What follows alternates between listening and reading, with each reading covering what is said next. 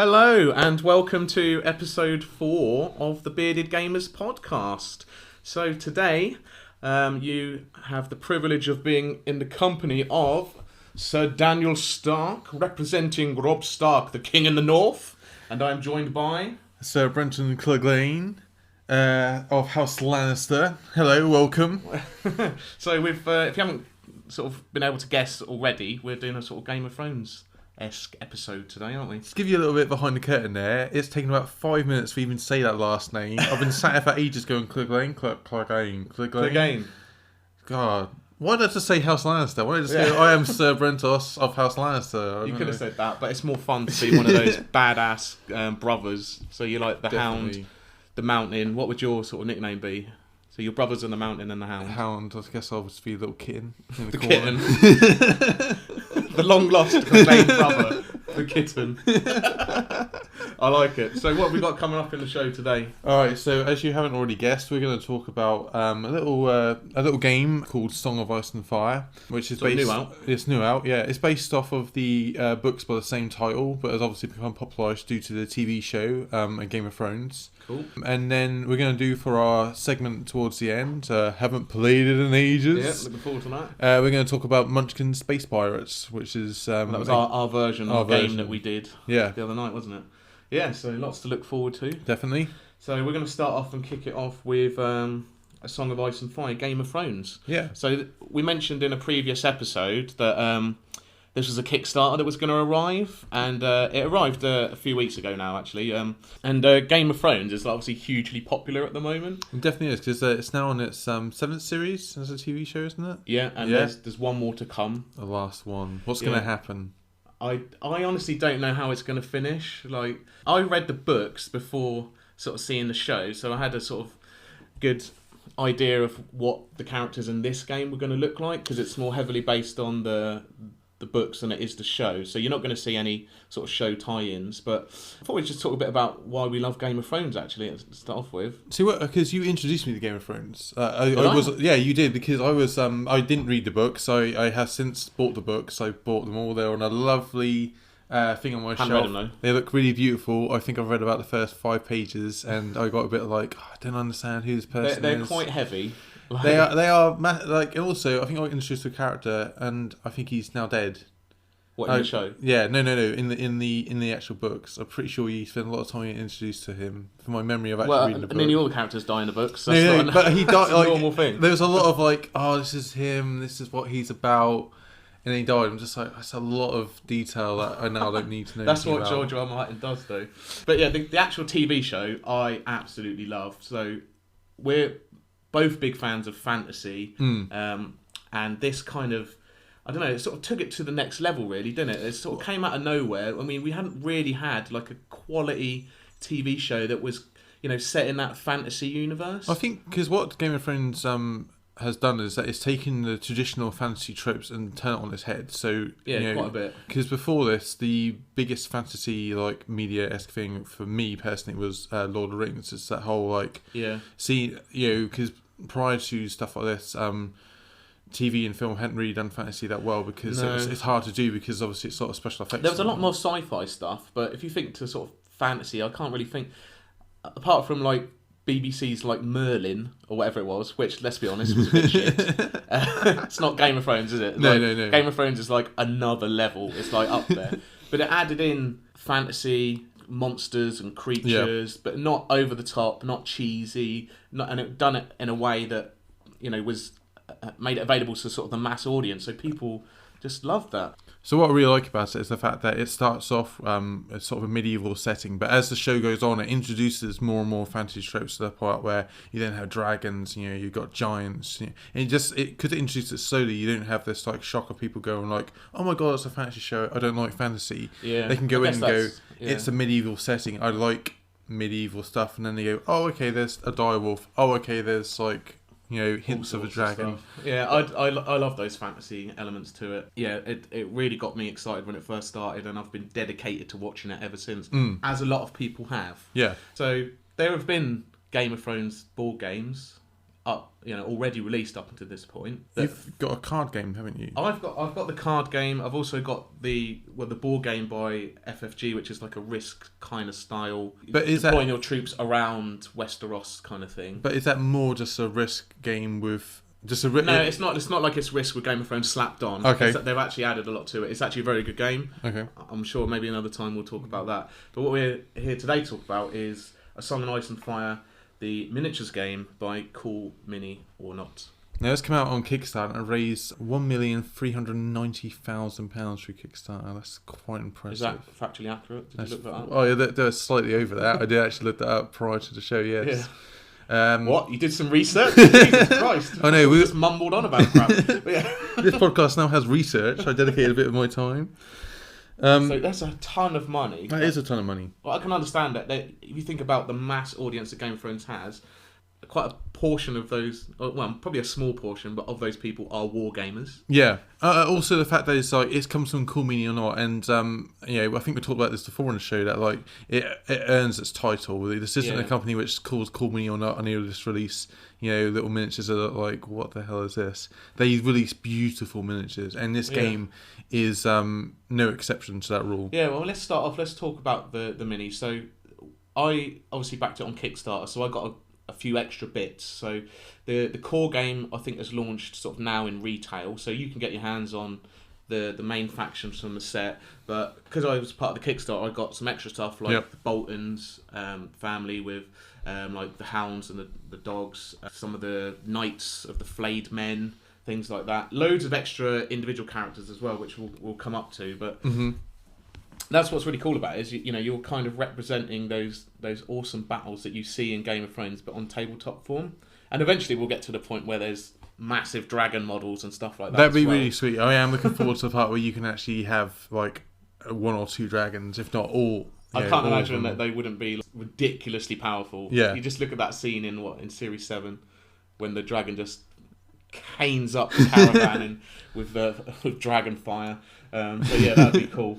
But also, in the base set, it'd be really cool to see like the giants or even like the White Walkers themselves. I'm sure they'll release all of it. Yeah, they have released pictures of the giants. But we've only played with the base set and a few extras so far. And in the base set, you get House Lannister and House Stark, who obviously we represent today. So you played as the Lannisters, and they have some really, really nice figures. Yep, they're beautiful figures, and they all come pre-done. That's a thing that's sort of different. Well, it's in pre-assembled. Yeah, see, there's pre-assembled, not pre-painted, I should add, yeah. So obviously there's a big trend at the minute I think it's more of a way the industry's kind of going to encourage gamers who are like, so you obviously have gamers who are like very much into hobby. They've been in gaming ever since D&D sort of times, and you got more like casual gamers now. The thing is that like a lot of game teams are doing is they're releasing pre-made figures because there's not that challenge of having to like... That cuts out a whole lot of hobby tools and stuff that you need. You don't need your glues, your clippers, your your demolding tools, that kind of stuff, which is a necessity with anything Games Workshop. Yeah. But with this game, they're pre-assembled, they're pre-done. They're in coloured plastic as well, which is another trend that I've seen sort of happening, particularly with GW. They love doing that at the minute, don't they? See, that's another really good thing you can do is that if you release a game which has got pre-coloured size, so like the Lannisters are red, the Starks are like a grey sort of colour. It means that you can play it straight out of the box, and it's very easy to tell, in the heat of the game who's got what miniatures. It means that if you're a casual gamer, you can pick up the game and just play it straight away. But if you are like a hobby, like me and you are, like we like to paint our stuff, I mean, you can do that as well. You can do the extra hobby stuff. It's not too much of a concern, but it means straight out of the box. You could play the game straight up. Yeah. You just need this, a good gaming table, good space to do it. So yeah, the model's absolutely lovely. There's all sorts of different units in the game. We'll come to that as well. So you, like I said, you represented House Lannister. Yep. You put together your force. Yep. What sort of things did you have in there? All right, so I had some Lannister guardsmen, which are just basically swords and shields guys. I had some halberdiers. I had some cavalry. The Knights of Casterly Rock, which they are like. What I like about cavalry is the fact that they have that high sort of punch, but also if you bog them down, like that's when they're going to get into trouble. And that really is sort of represented in this game. Actually, I then had Gregor Clegane. Who? I've never heard of Gregor Clegane. Yeah, You mean the Mountain? Just call him the Mountain. No, but I want to be able to say his name. Yeah. I got it right earlier. Why can't I just do it again? And his model is insanely huge. Like I think they were like basically whoever sculpted it. He went, "What do you reckon?" And they went 10% more. Yeah. And he went, made it bigger. Come back. 20% more. Just add a bit more to it. Have you not seen the show? The guy is fucking huge. Also, his horse is massive as well compared to the other that horses. doesn't make any sense. Like, are they breeding like these monster horses No, but somewhere? I'm pretty sure I remember in the show though, his horse does look massive compared to the other horses. Yeah, but I don't think there's any point in the show where the model you've got is him like wearing a massive suit of armour on a giant armoured steed. In the show, I don't think we got a chance to see that. At least not yet. It probably will happen. Well, we don't know. We'll have to see what happens in Series 8. So yeah, was he your commander? No, Micah... Your actual army is led by Mr. Tywin Lannister. Tywin Lannister, because I liked his character in the show, Tywin Lannister. I just thought like it'd be really cool to have him. I was going to have the Mountain as my commander, because you can have him as a normal champion or as a commander. Yeah, that's what's quite cool about the game is you pick someone to be your sort of overall commander. Yeah. They give you special bonuses, and then you can have unit attachments. And the game actually gives you cards to represent them as a commander, in which case they add to your sort of main deck of cards, or you have them as a unit attachment. So they then sort of join that unit, you put their sort of card, you slide it under the unit card, and that gives you a different bonus. Mm-hmm. Yep. To represent sort of different skills and sort of different commanding abilities, I guess.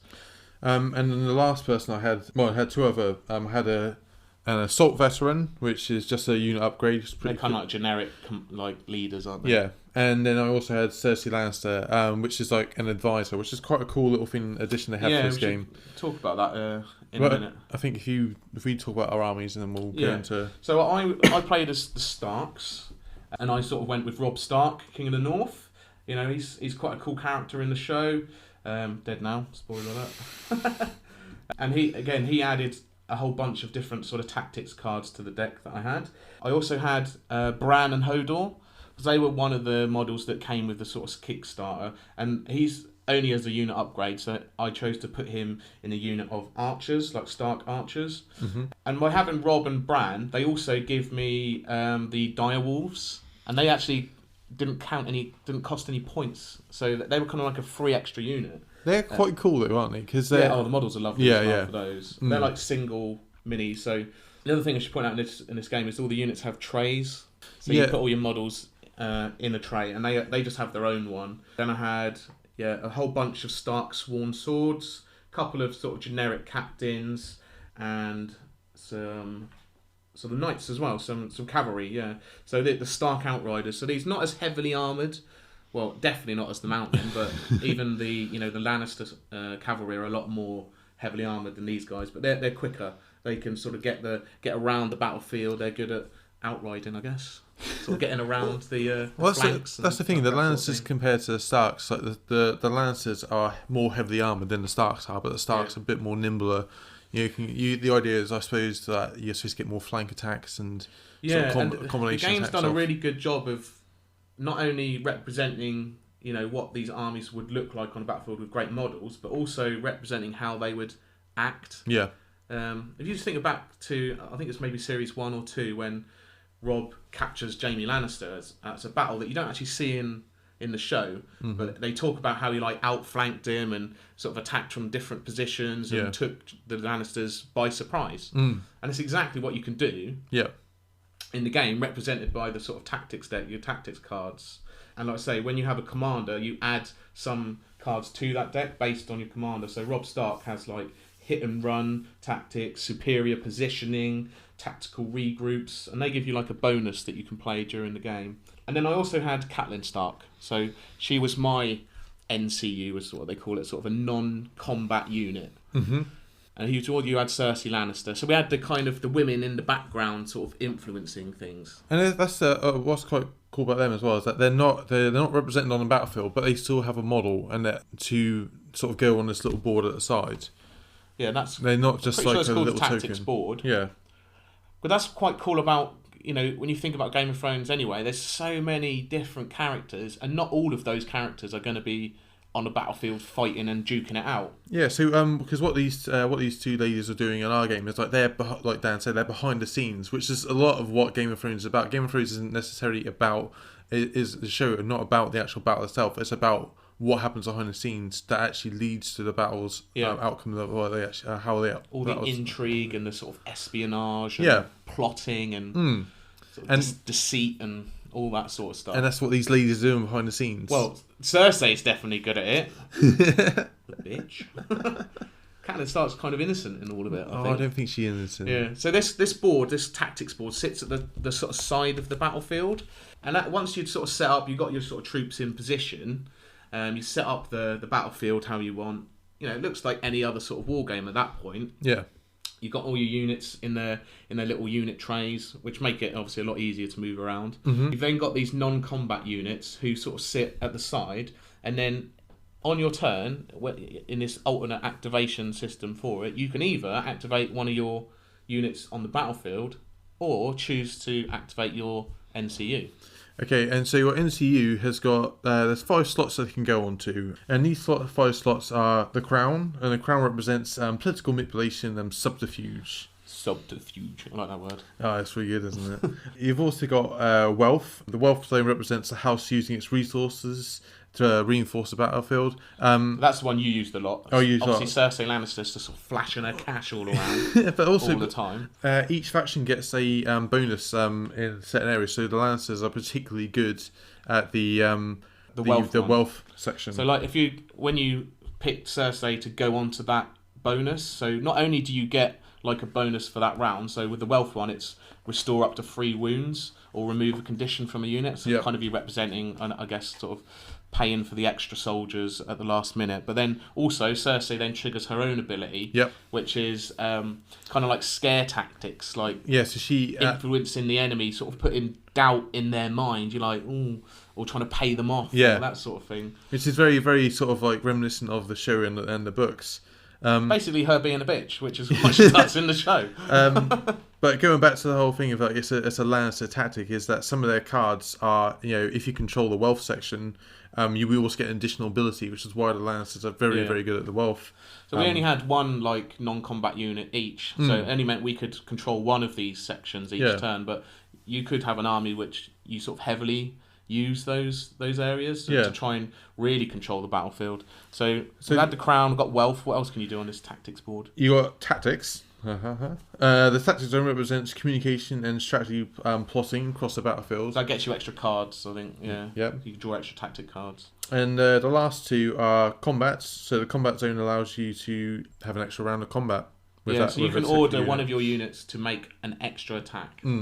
Which can be very powerful in the right instance. So exactly. The other thing to remember at this tactics board is once one person has claimed one of the spots, that's gone. Yeah. The other player then cannot take that space. So if I had like 3 non-combat units, you only had 1, that would give me a lot more control over it. And if I went first, I'd be able to pick the one I want before you even had a chance. Yeah. In this case, I might stop Cersei trying to get the wealth one. Indeed, but then you got to think like, well, if I've taken the wealth one, what else can he do? So like, so in Dan's case there, he goes, well, I don't want him to use the wealth one because he's using the wealth one a lot, and then I'll go, right, well, I'm already in combat, I'm going to use this one to get an extra round of combat out of it. It's like the tactics boards is all about tactics. It's a surprise, isn't it?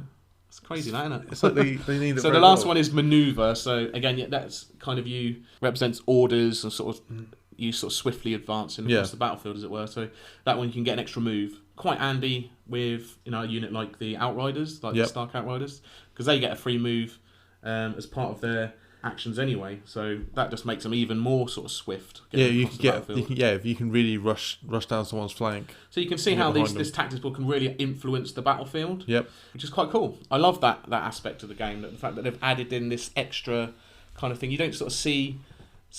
Well, I haven't seen similar things in other war games, but it's allowed you to have cool models that represent these characters behind the scenes, but still have them influence the battlefield and influence the game in some way. It's a very simple way of doing it as well, because you I remember really far back in the day, Games Workshop tried one with a White Dwarf magazine where you would actually have a 2d6 system you roll off, and it would have like, how will you it's your tactics behind the battlefield. But it was very clunky. It didn't really sort of this is fit just well simple. into it. You put your model on that space, you claim that space, you get this bonus, and then probably another bonus depending on what your character does. Yeah.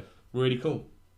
So let's talk about how the game actually works. So you've got that to influence the battlefield, but how do your troops actually sort of get around? So on your cards, again, it's one of the things each unit has their own card. Yep. On your unit cards, you have movement, which is represented by a foot, and that will have how far inches. How far your guy moves. You then have a combat section or a shooting section, which determines. There's not a lot of shooting in the game, but even the shooting units, like because I was the only one with bowmen, the Stark bowmen, they have an arrow volley, but they also have a melee attack as well. They'll get their swords out if they need to. And that will have like a to hit range, and you then have at the bottom there you have an armor value, and you also have a defense and morale. Yeah, and it's very simple. It's not any sort of massive charts you have to just work out. It is simply roll your dice and achieve better than whatever's on the cards. So, for example, I've got the Stark Sworn Swords in front of me. So they got movement of 5. They got their attack is Stark Fury on a 4+, and then you have 3 lines next to it, which are green, yellow, and red, which represent the amount of dice you roll depending on how many ranks you've got left in your unit. Because, like I said before, all your guys are positioned on these sort of movement trays. You think back to War of the Ring. Yeah, if you guys that's what I was thinking. G-Dub fans, then that was a game that I used to play back in the day. And I actually think that I'm pretty sure one of the designers used to work for Games Workshop of this game, so he probably drew influence from that. And it's a very similar system. It just allows you to sort of pivot and manoeuvre your units around rather than to having sort of mass. You think about Age of Sigmar and 40k where you have to move individual models. It makes the game sort of very smooth and sort of sleek. Yeah, so you could have a lot of miniatures on the battlefield, but because they've got these big movement trays, which are got little round circles, and it just makes it a bit easier to just like move them around the battlefield. Yeah. Even though you got like say 30 odd miniatures, you're not having to move them 30 odd times. You only have to move 5 makes it very, bases. very simple. So the sort of green, yellow, red represents the more dice you would roll depending on the amount of ranks you've got left. So for example, the Stark Sworn Swords they go from 8 if they've got 4 ranks to 6 and then to 5. I actually had a unit called the Umber Berserkers from House Umber, who actually are the reverse. So the less of them there are, the more pissed off that they get, the which more is sort of berserk, really annoying, rage and angry they get. Because you're trying to take these guys out, but it's like, if I take them out though, they're going to get better. Make me stronger. It was cool.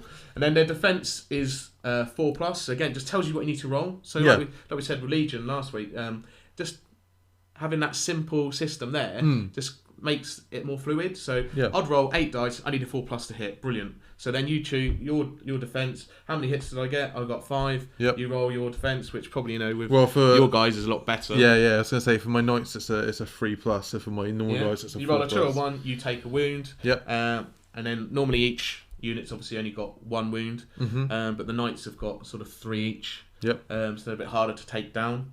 And then you've got your morale. So anytime you take losses from a combat, you then have to make a morale check, and it's just simply a morale check, and by however many you fail by, you remove that amount of guys. It's that simple.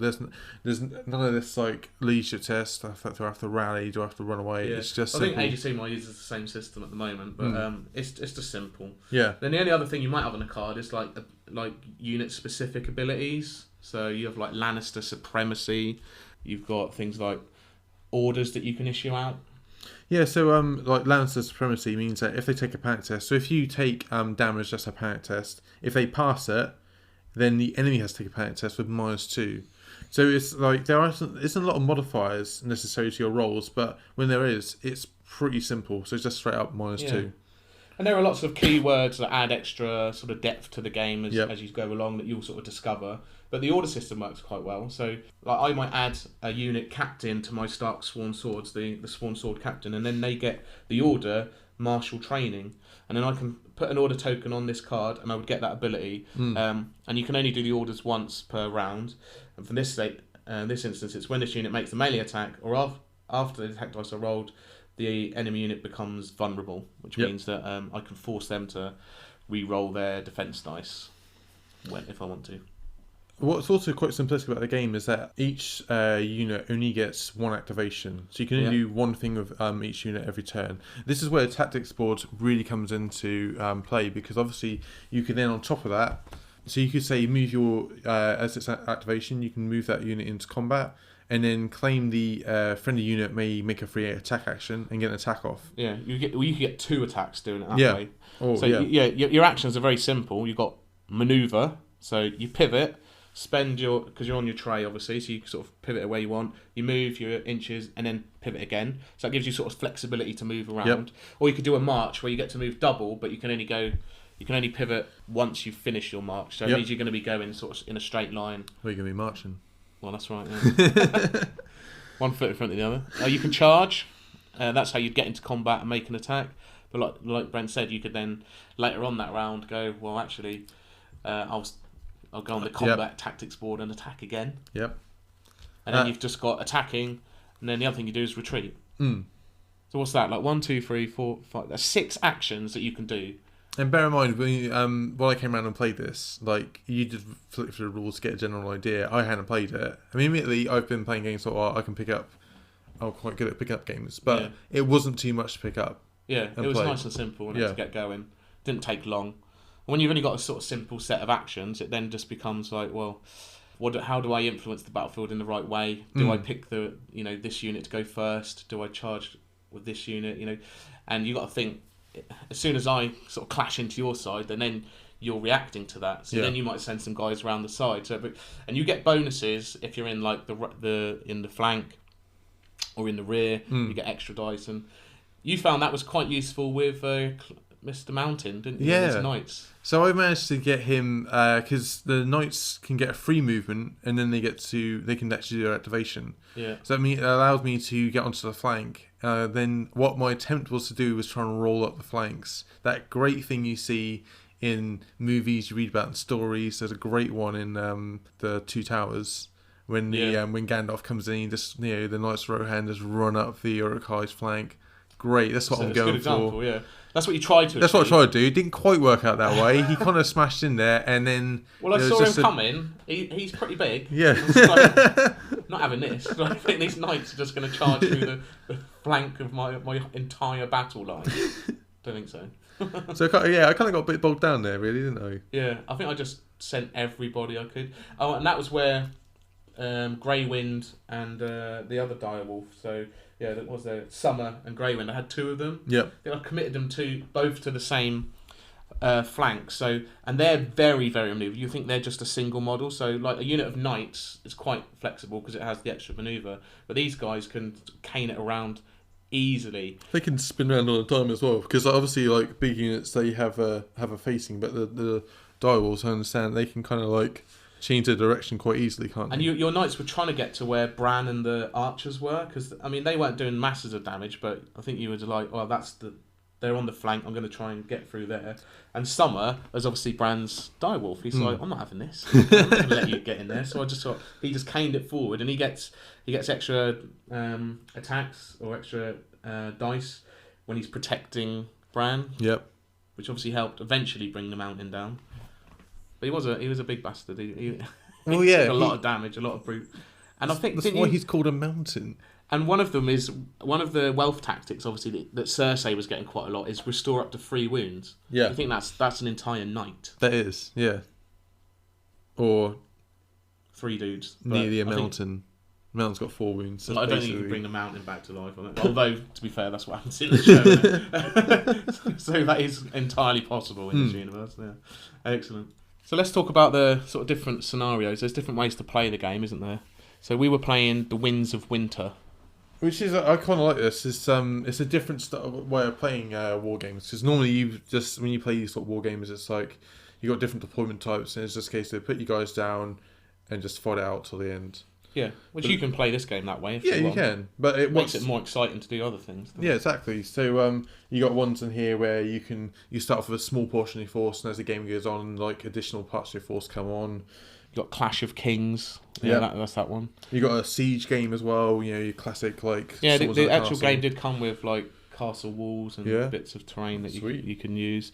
But the one we decided to do was Winds of Winter because it had secret objectives. And we like thought that this. was more Game of Thrones-esque or style, didn't we? Yeah, because like even though you are two armies clashing on the field of battle, you haven't always got the I just want to smash you to death. Yeah, You've there's got ulterior motives. Yeah, what is going on? Why is Cersei trying to pay off these guys? Stop trying to give us your money.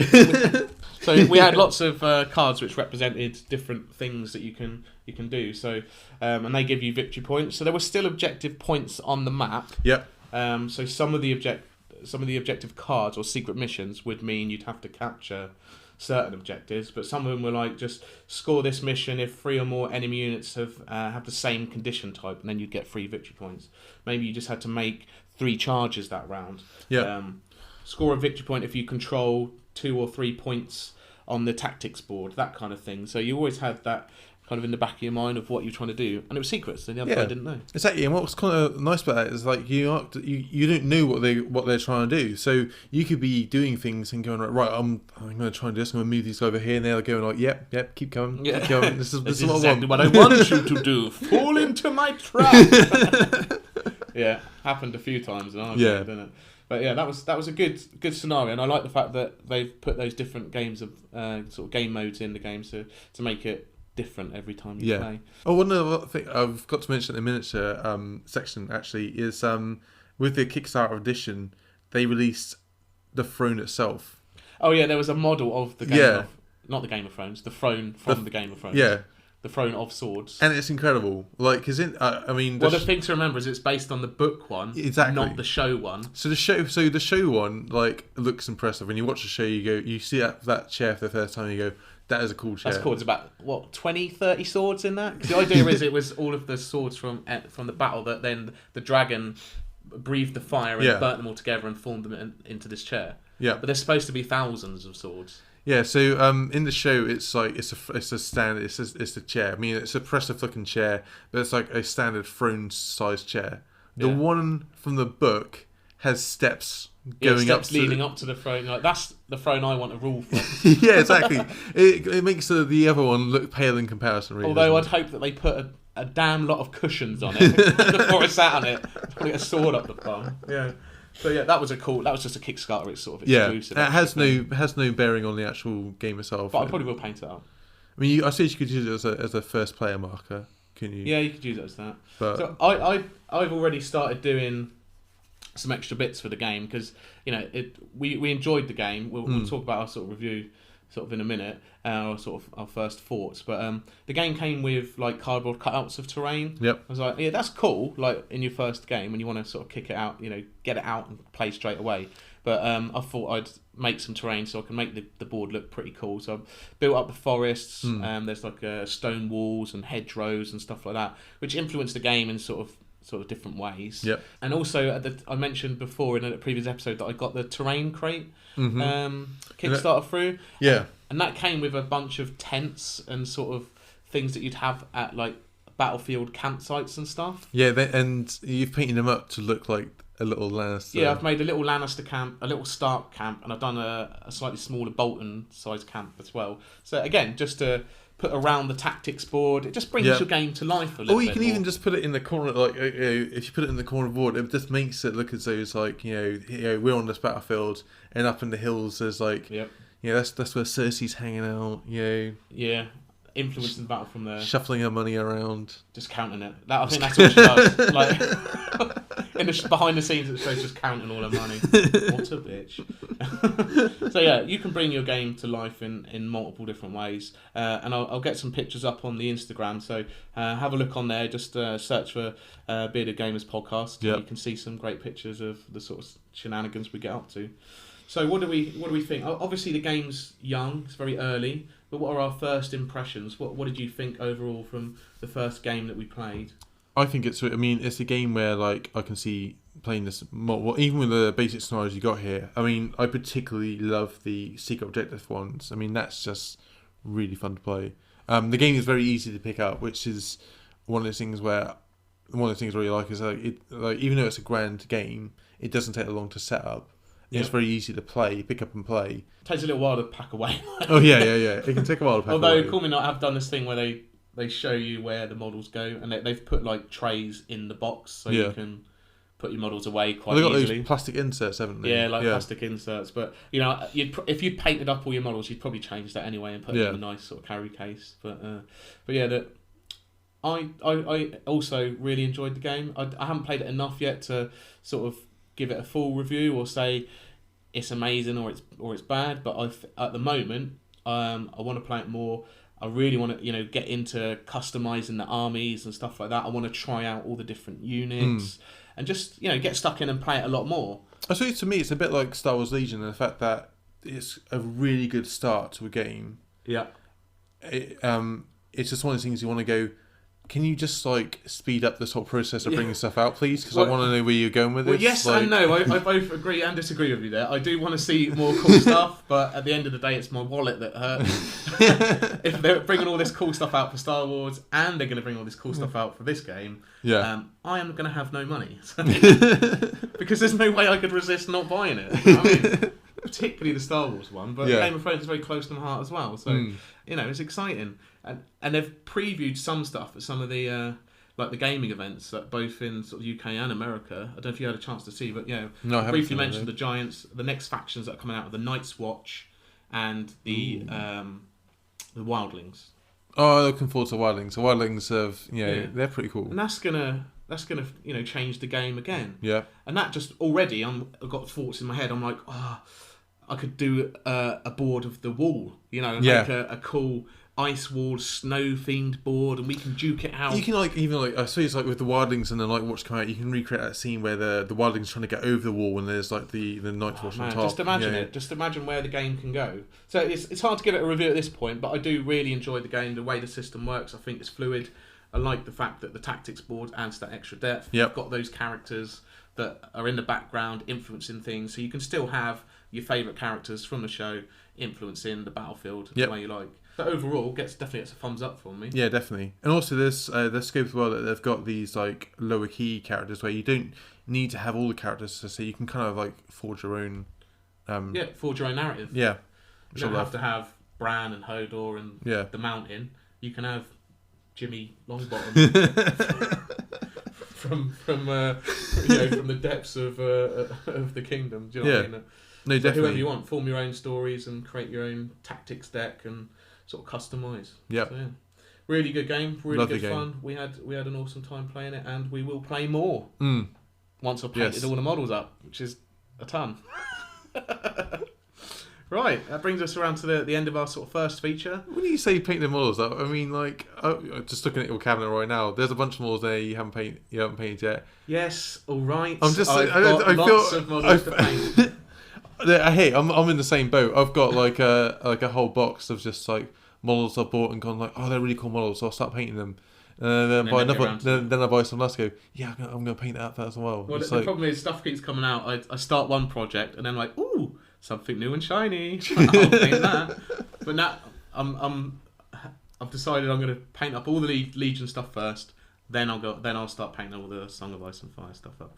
So it'll look great once we get it on the table, we'll paint it up. But it might take some time to get there. There's a lot of projects on the go. Right. Song of Ice and Fire. Check it out. Yeah, if you definitely. want a cool war game based really, on really good game. An awesome TV show and awesome book. Yep. Right. So that brings us to Haven't Played It in Ages.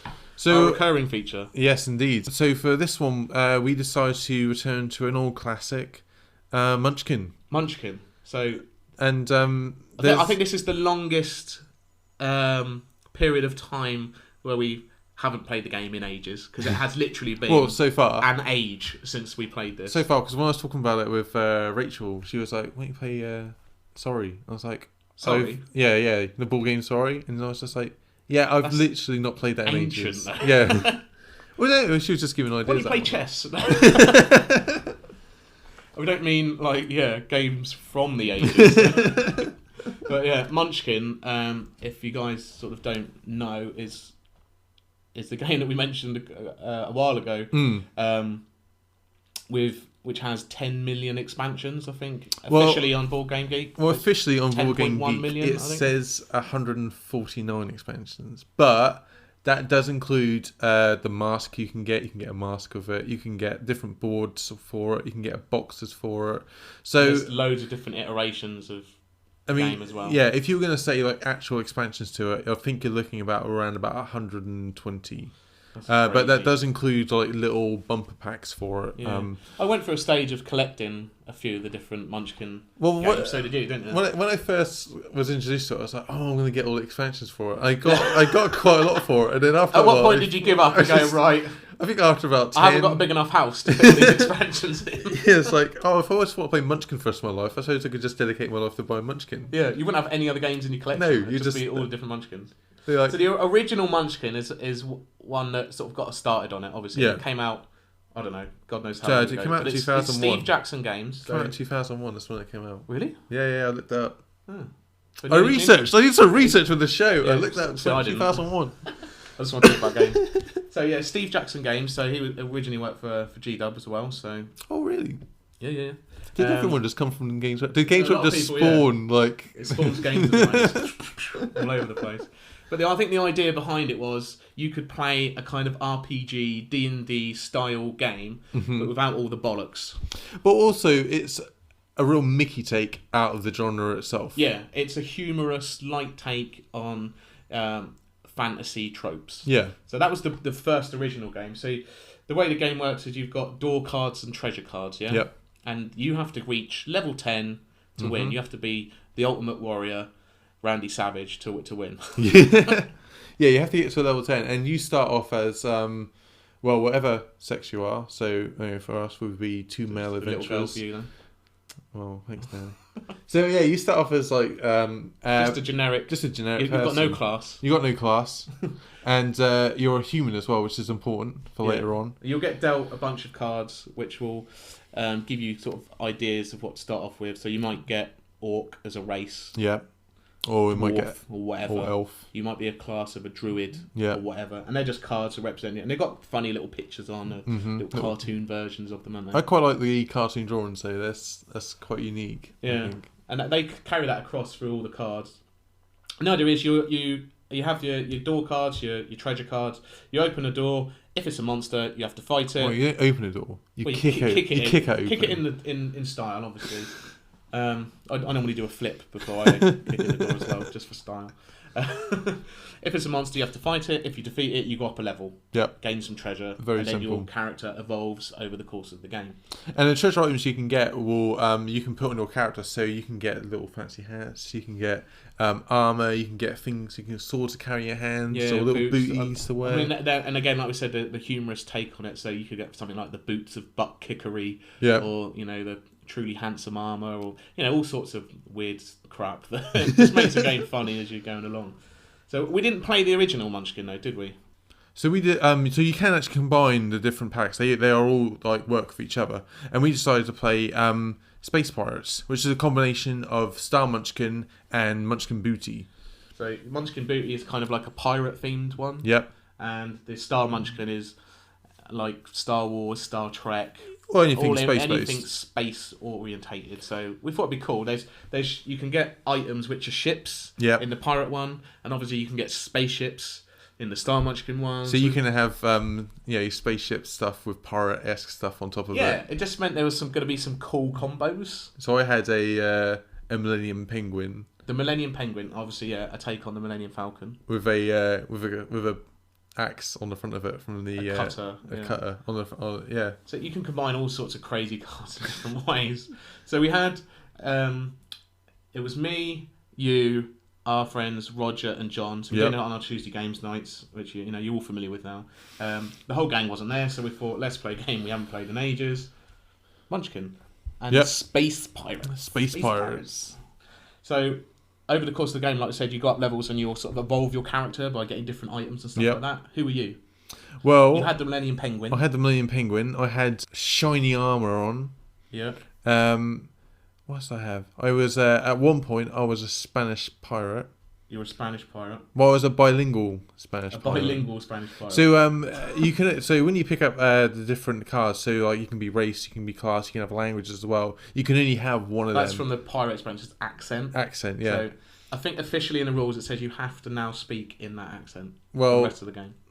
we failed to multiple times. Because I was French. I didn't even attempt the I had the Spanish one French because accent. I felt like That's the worst I accent ever. can't do it. I swear. That's Well, lucky you were bilingual, so yeah, exactly. That's technically you were English and Spanish, so you could just speak in your normal accent. So yeah, when I was drawing cards, I managed to pick up a bilingual one, which meant that I could have the benefits of the Spanish without the disadvantages, and also a super Munchkin, which is a card you can get. That allows you to have dual two classes. Yeah, or? you get dual classes. Yeah. I didn't have that, so I ended up being at one of the races from Star Munchkin, which was feline, like cat people. Yeah. I ended up having the French accent, and there's another card called Cheat. So there are some weapons on some items which can only be used by specific races or classes and stuff like that. I was a French cat person, and I drawn this awesome ship, which is like a giant Spanish galleon. And every item you get like gives you a bonus to your level to fight monsters. So this was like a +4 or something, which was quite good. Yeah. But you had to be Spanish to use it because it's a Spanish galleon. I was like, this sucks. I've got this Uber thing in my hand, but I can't actually use it. Until I drew the cheat card, which just means you can cheat. Yeah. Simple And as that. essentially the cheat. I'm now going to count the Spanish and just have that in front of me instead. So the cheat card basically does what it says on the tin. You allows you to put on any card and you can use it. I know, but that's what the phrase is. It just allows you to do whatever you want to do. Pretty much cheat. Play a card with that benefit. You can't just play it and then go, I cheat to win. That's not how it works. So we also had Roger. He was playing... His character was... he was a pirate for most of it as well. He was on his second life. He drew a card... Oh, yeah. We killed him really early. That's the other thing we should point out in this game, okay? So, yeah, you're all trying to get to level 10. There can only be one winner at the end of the game. However, if you can't fight a monster, you can ask people to help you out. And there are a lot of cards in the game which are things like grenades or special like one-use items to increase or decrease the value of either the monster or the player. Yeah. Very early on, I decided I'm just gonna screw Roger over. I was like, I'm just gonna throw grenades left, right, and centre to mess you up. And he died fairly early on, but it didn't really hinder him that much. No, not really. It was kind of like his first monster. He thought, wasn't it? Pretty much. Yeah. I think it was a level 18. So when everyone, well, not everyone, but as soon as one person gets to level 9, it's like, right. Now it's our time to save up all our cards that can just completely mess up that guy. So, and that was me. I was the first one to get to level 9. Roger, at this point, he developed his character. He was like a pirate. He'd managed to steal like nearly all of the cool ship cards. Yeah. And he had a card which was like fleet or something, which meant he had a whole armada of ships and spaceships and X-Wings. He had a triple X-Wing. He had triple X-Wing. Triple X-Wing. Oh, that little sensor TIE over the top of it. So he had loads of stuff, and I was about to sort of win the game at that point. I was about to fight something, and he pulled some card bullshit on me. Yeah, so you can have boosts to the... So you can either put detriments on a person who's attacking the monster, or you can give boosts to the actual monster itself. So things you like might have +5... out or just screw someone over. Because the way the combat works is very, very simple. Your combat level is the level you actually are, plus whatever bonuses you have. So each item you have that's on you gives you like a +1 or +2 or +3 to your... So you just add it all up. You just add it all up, and that's your combat level. And then whatever the monster that comes out will come out with a combat level itself. You just have to simply beat that number. Yeah. So I'd drawn... I think I'd played... If you don't find a monster when you kick in a door, you can play one from your hand. Yep. And I had like a level 8... I think it was the Almighty Cod. It's called Looking for Trouble. Yeah, the Almighty Cod was this monster that I played. It's like level 8. I'm level 9 to start off with. That's not including my awesome bonus for my Spanish galleon ship. Yeah. And then what does he do? I'm going to play Antimatter, which is like a card which basically turned my ship against me, counted against me, and I was like, fuck's sake. So yeah, I got screwed over. Couldn't win that round. Well, also there was so while we were playing this game, there was sides forming based off of essentially a dice roll, which would not be helped. No, John will say differently. So basically, you and Rod were sat on one side of the table. Me and John were on the other side of the table. He was like some crazy gadgeteer cyborg character. Had like 10 arms, all with all sorts of different weapons. And there was a point where he needed help. Yep. In a battle, and he'd ruled me out unfairly. I felt. No, because you had bugger all at that point. No. Basically, so what you can do is you can ask for help. And the way I look at it, this is the part of the game where you can bid and say, because like each monster will reward a certain amount of treasure, and this was 4 treasure, and you and Roger both said, I will help you out for 2 treasures. I thought, I'll undercut this Dragon Den style. I'll say, I want 1 treasure, but I get to pick it. And apparently that wasn't good enough. He didn't want 3 treasures. He wanted to pick what 2 treasures he wanted. I think it's because you weren't contributing a lot to the fight, or maybe he thought at this point Roger would, if he didn't pick Roger, he would dick over. Well, no, it was a dice roll. He could decide between two. He randomised it, which was fair. Well, that's where the breakdown in somehow like size Roger happens. thought, oh no, now you've sided with Dan. You and Dan are like this combo team that are only ever going to help each other out. So then it somehow devolved to like this team-based game where you and Roger tried to dick me and John over the whole time, and we did the same. Although John will deny that. No, it was very much like when you two needed help, you turned to each other, and when me and Roger needed help, it was somehow like agreed that we were going to. Did that help you out in the end? I didn't win, no, but it doesn't. No. What, you were like level 6 or 7? I was 7 because I was trying to get to level 8. Because when I get to level 8, my Spanish dude would like get a bit better, but I never saw level 8. No. Sadly. It sucks to be you. It does. So at that point, I was level 9. I think John was level 8. Mm-hmm. Roger was level 9. You were about level 7. So yeah. it was close to the end. Mm-hmm. I'd already been dicked over by the anti-matter card. Yeah. John went next, I think, and like everyone was like, "Nah, I'm not going to help you because you're only going to get stronger." Yep. So they were like, "Nah." And then it came round to Roger. Yep. With his fleet of 10 million ships, and he had such a massive bonus from all these ships. I don't know how he accumulated all these cards. He had a fleet bonus. He also had like a little dude which would also, so you can have sidekicks. So as an addition to your character, you can have a little dude that hangs out with you. Yeah, I think that's from the Star Munchkin. Yeah, expansion. but he had the ability to drive a ship for you as well. Really? So, yeah. You see, you could see that because you were on his side of the table. But I didn't know that. I'd already used all my cards to stop John from winning. Well, that's the thing. Is like so when it gets round, like when you're getting towards those turns where like someone's on level 9, if they beat this monster they win, what happens is everyone goes, oh, I don't want you to win, so I'll play on my cards, and then you get down to the next person, you're like, well, I'm now out of cards. Yeah, which is exactly what happens. So technically you need to be the person to get to level 9 like second or third. Yeah. Because then by the time it comes round to you, everyone's used their cards trying to piss off and dick on the other people. Yeah. Which in this case was me. So in the end, Roger caned up some little fish because there's the pirate themed one. The monsters are all like sharks and fish and pirates and all that sort of thing. And there was nothing we could do to stop him. Nothing. So but that's the thing about this game. This game isn't like a deeply competitive game because like on Roger's first draw, he drew a level 18. No chance in hell that even if we all teamed up, we couldn't defeat it. No. And on his last turn, he beat it by beating a little flappy fish. Yeah. How mighty a warrior do you feel now? But that's the thing about this game. I mean, and he blew it up with spaceships, so it's not like he even fought it. So. No, exactly. He just blew it out of the water.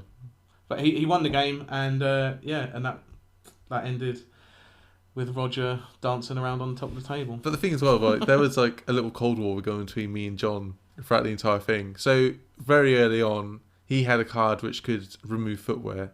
I didn't actually have any footwear, and he was like kept going. Well, you have curses. You have curses, so yeah, so you like threaten to. You can play him on other people. So he was going. He kept asking me, "Have you got any footwear?" I had a card which could remove headwear, and I kept asking him, "Have you got any headwear?" Which then divulged into a mini Cold War. It's like there's a lot of teasing, a lot of backs and forwards in this game. It's like basically me going like, at any point in the game, I can destroy your headwear, which wasn't exactly like a big threat. It's but like all he had on was a pirate hat. Exactly, and he gave him a +1 bonus. But then he'd be threatening me. He'd come back to me going like, you know, at any point, any footwear you're wearing, I can just completely remove. Just make that aware. Which turned into a little Cold War between me and John, going like, yeah, I'm not going to do this. I do love this game. It was fun. Yeah. I think we hadn't played it in ages, and you know, it came back to us very, very quickly, and we had a lot of fun with it. I mean, we managed to. It must have been like an hour or so that we were playing, maybe a couple of hours, because you know, we were arguing over snacks for a lot of the time. We're like, let's get a game on the table. Let's play Munchkin. We haven't played it in ages. It's very much a game which is, it took about an hour and a half. That's mostly down to the fact that I just, a lot of chit chat, like outside the game and whatnot. But it's just made it a lot of fun. Yeah, definitely, real fun game. Yeah, Munchkin. Or Space Pirate Munchkin in our version of it. I'd like to try other combinations down the line. Yeah. I haven't got loads of the Munchkin ones, but I'd like to mention actually. We mentioned the. Well, I've actually. So they released a box which is like a treasure box and a door box, and I've put most of my expansions into this box, and I've filled it up plus more. One day, so what I was just going to mention there was we're getting the Teenage Mutant Ninja Turtle ones, which I mentioned before, which keeps getting postponed because of Kickstarter, which is annoying. But one day we should do the ultimate Munchkin, where we put as many expansions together as we can. Because I've got Cowboys, Pirates, Space Munchkin, I've got Zombie Munchkin, Apocalypse Munchkin. Yeah. Imagine putting them all together and having like some epic game. So as far as like tie-ins go, there's Teenage Mutant Ninja Turtle one you talk about. Yeah. There's Adventure Time tie-in. They do it. There's a Marvel one now as well, actually. Yeah. There's a Conan the Barbarian one. Yeah. I think I've actually got that one. But there's loads of expansions on top of that. Yeah, that's what I'm saying. We could make an old game. There's Christmas. There's Easter. There's really. There's Halloween. There's a fairy one. Seasonal one. Yeah, I'm not playing that. Why would you play a Christmas one? Well, because it's Christmas time, you want to play Munchkin. Because that's the only game you bought because there's so many expansions for it. You're like, that's one of those expansions where you're like, it's such a niche thing. You need to get it out at a certain time. You're like, right, it's Christmas. Let's play Christmas Munchkin. It's like, you're going to play, what game are you going to play at Halloween? Well, clearly Halloween Munchkin. Well, no. There's so many good games that you could play at Halloween. I know, but like, You get the idea. There's a lot of stuff for this game, so and you it's can have a lot really of fun fun. with it. And also, it's it took us an hour to play a game because we were just playing it, just having a real good time with it.